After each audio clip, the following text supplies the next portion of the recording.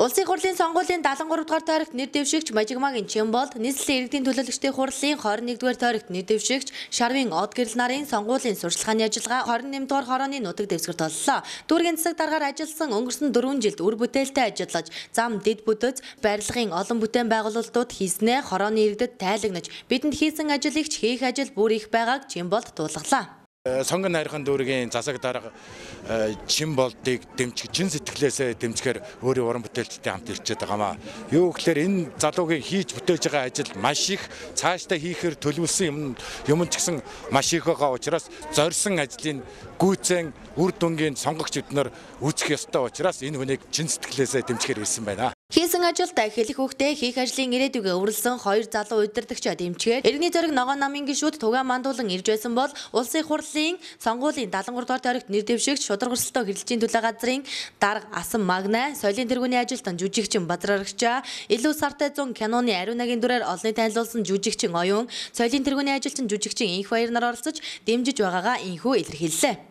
Чимболдыг би дэмжиж байна. Яагаад гэвэл аливаа нэр дэвшигч нарыг хийх гэж байгаа амлалт ажил төрлөөр нь биш.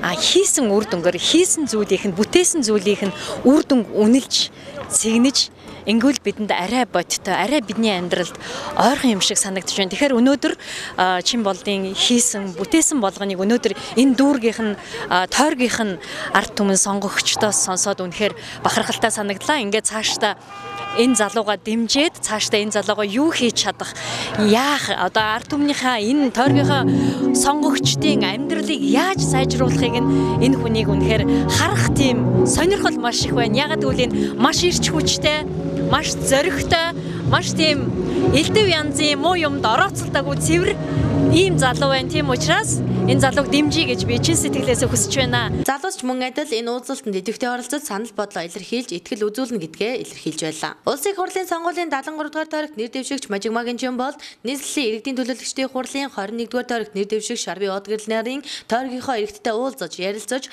хамтдаа зураг татуулж, тэдний хүсэл, бодлыг сонсон инхүү үйл ажиллагаагаа найрсаг ажил хэрэгж, итгэл дүүрэн уур амьсгал дунд амжилттай боллоо.